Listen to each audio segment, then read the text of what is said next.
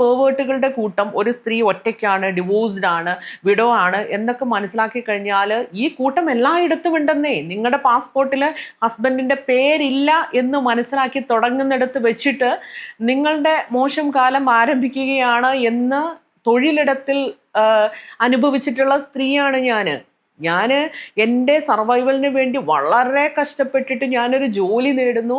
ആ ജോലി ഇടത്തിൽ പെട്ടെന്ന് ഡോക്യുമെൻറ്റേഷൻ്റെ സമയത്ത് ബോസ് നോക്കുമ്പോഴത്തേക്ക് ആഹാ ഭർത്താവിൻ്റെ പേരില്ല, കുഞ്ഞുണ്ട് താനും. അപ്പം സ്വാഭാവികമായിട്ടും ഡിവോഴ്സ്ഡ് ആയിട്ടുള്ള സിംഗിൾ പാരൻ്റ് ആയിരിക്കണമല്ലോ. അപ്പം അതിലേക്ക് കൂടുതൽ ചോദ്യങ്ങൾ ചോദിക്കുന്നു.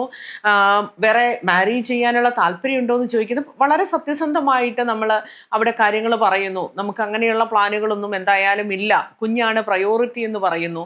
നമ്മളെ വളരെ പെട്ടെന്ന് പല ഇൻറ്റൻഷൻസോട് കൂടിയിട്ട് നമ്മളെ ജോലിക്ക് എടുക്കുന്നു. നമ്മുടെ ക്വാളിറ്റി, നമ്മുടെ പെർഫോമൻസ്, നമ്മുടെ എക്സ്പീരിയൻസ് അതൊക്കെ ആ സ്പോട്ടിൽ സെക്കൻഡറി ആവുന്നു. നമ്മളൊരു സിംഗിൾ പാരൻ്റ് ആണെന്നുള്ളത് മാത്രം പ്രയോറിറ്റി ആവുന്നു.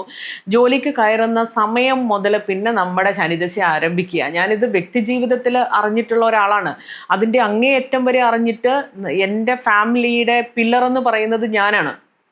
അപ്പോൾ ആ സ്പേസിൽ ജോലി ഉപേക്ഷിച്ച് പോവേണ്ട ഒരു സാഹചര്യം എനിക്കുണ്ടായിട്ടുണ്ട്. എന്നോട് ചോദിക്കുന്ന ചോദ്യമാണ്, എന്തിനാണ് ഒറ്റയ്ക്ക് താമസിക്കുന്നത്, നിനക്ക് ആഗ്രഹങ്ങളും ഇതൊക്കെ ഇല്ലേ? നോക്കൂ, എൻ്റെ ഇംഗിതത്തിന് വഴങ്ങി ജീവിക്കുകയാണെങ്കിൽ ഈ പറയുന്നത് പോലെ നിന്റെ എല്ലാ പ്രശ്നങ്ങളും അതോടുകൂടെ തീരുമെന്ന് പറയുന്ന സമയത്ത് അയാളുടെ തന്തയ്ക്ക് വിളിച്ചിട്ട് ഞാൻ ഇറങ്ങിപ്പോവാണ്. ആ ഇറങ്ങിപ്പോകുന്ന സമയത്ത് എൻ്റെ മുന്നിലുള്ളത് ശൂന്യതയാണ്.